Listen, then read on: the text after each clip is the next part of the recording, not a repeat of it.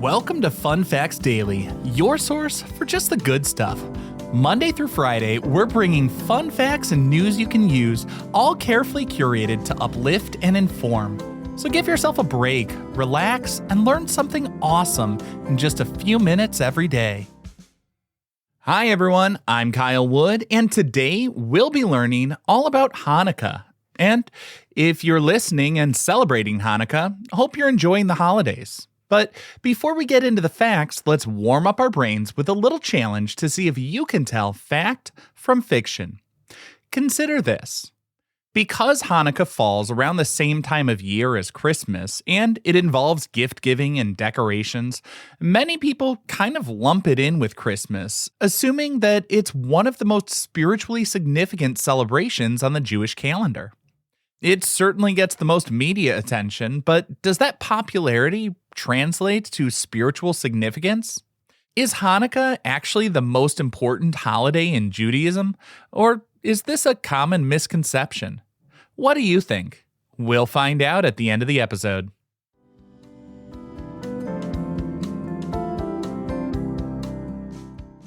Now for your word of the day.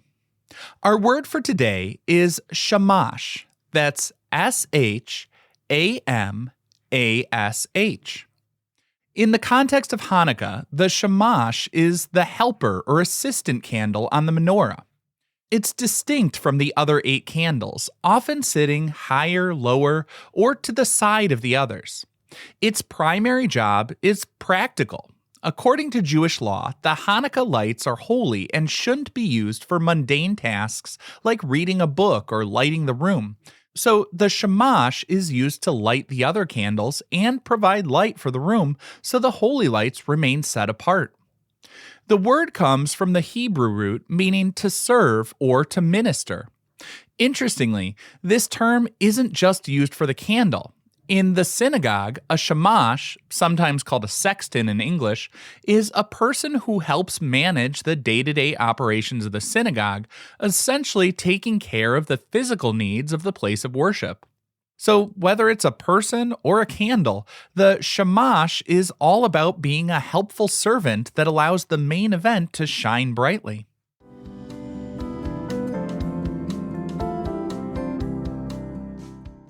Time for your daily high five, our top 5 fun facts about Hanukkah. Number 1. The game of dreidel was originally used as a decoy to hide secret education. While the Greek-Syrians ruled over the Holy Land around 175 BCE, King Antiochus IV outlawed Jewish practices, including the study of the Torah.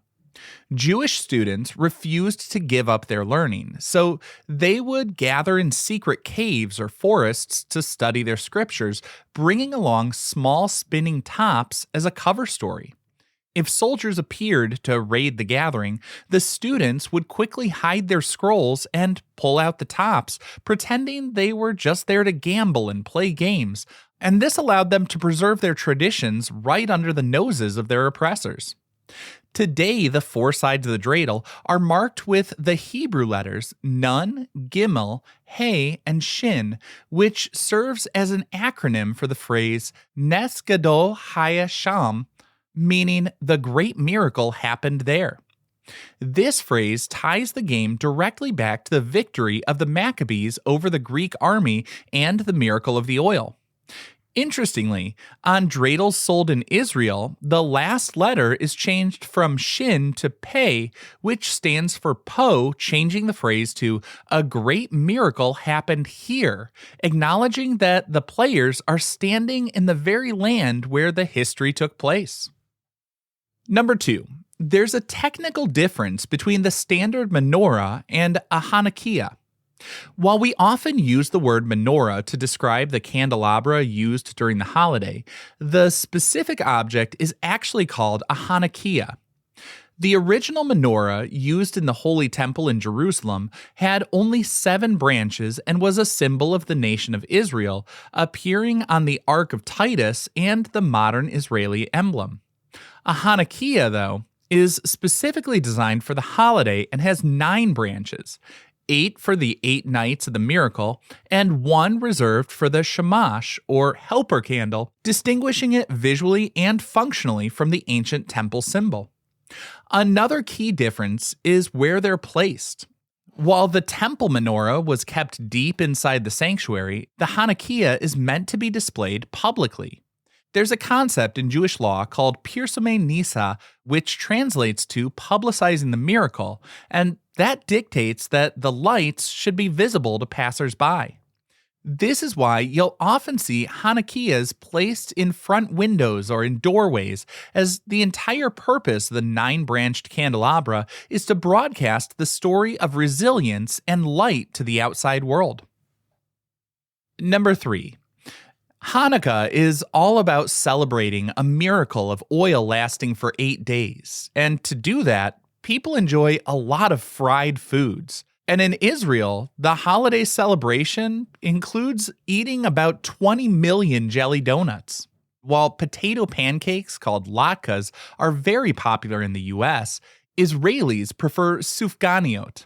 These are round, deep-fried donuts filled with strawberry jelly and topped with powdered sugar.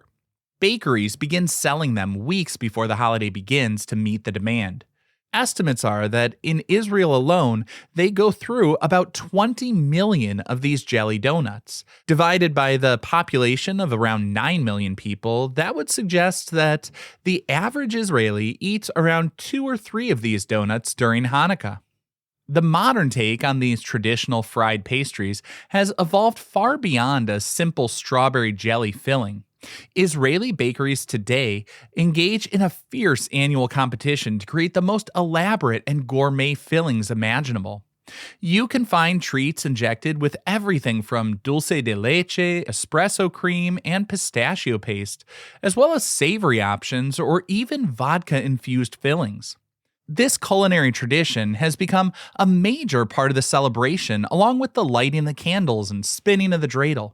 And newspapers review the best new flavors across the country every December. Number 4. The tradition of giving chocolate coins, or gelt, evolved from tipping teachers.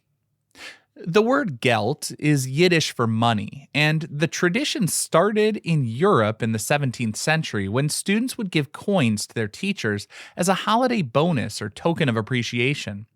Eventually, this evolved into parents giving small amounts of coins to their children to encourage their studies, and later it became a game token for playing the dreidel.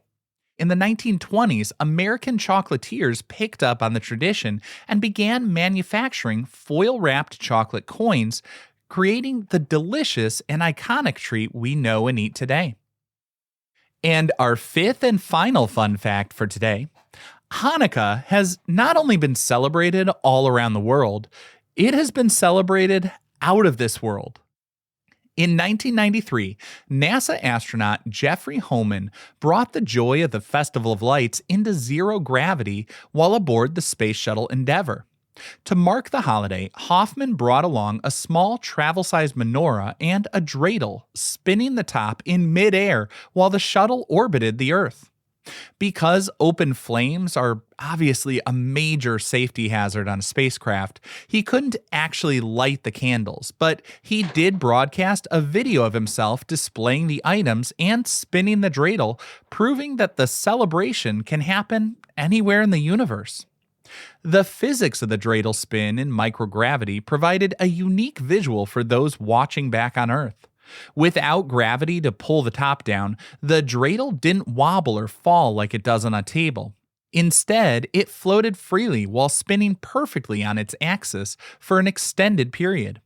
Hoffman noted the significance of the moment during the broadcast, interpreting the floating, spinning top as a symbol of how the Jewish tradition has been carried across the globe for centuries and now finally broken the bonds of the earth to reach the stars.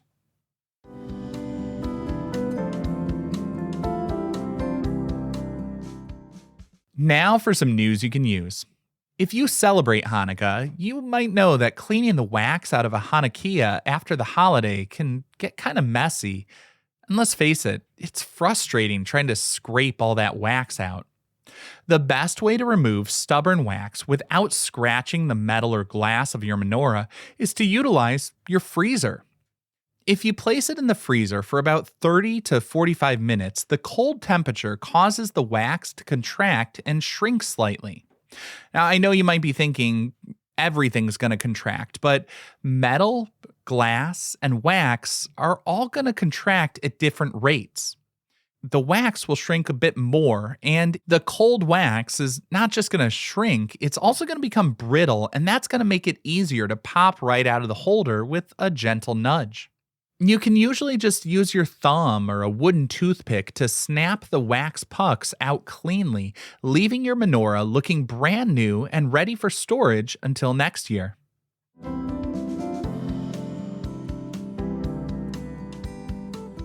Finally, the moment you've been waiting for. At the beginning of the episode, I asked if Hanukkah is the most spiritually significant holiday on the Jewish calendar. Well, this one's pure fiction. While Hanukkah is a wonderful and widely celebrated festival, religiously speaking, it's considered a minor holiday because it's not mentioned in the Hebrew Bible, as the events happened after the Bible was written. The most important holidays are actually the high holy days in the fall, Rosh Hashanah, the Jewish New Year, and Yom Kippur, the Day of Atonement. Hanukkah's prominence in pop culture is largely due to its proximity to other winter holidays like Christmas, but in terms of religious observance, it doesn't carry the same weight as the biblical festivals. Now, I hope you enjoyed learning a bit about Hanukkah with me today, and be sure to tune in every weekday for even more fun facts. Fun Facts Daily is an Airwave Media podcast. It was written, recorded, mixed, and edited by me, Kyle Wood. Thanks for sharing a part of your day with me. Be sure to follow Fun Facts Daily on your favorite podcast app so you can keep the good stuff coming your way every day. And if you like the show, please do me a favor and leave a kind rating, review, or just tell your friends about it.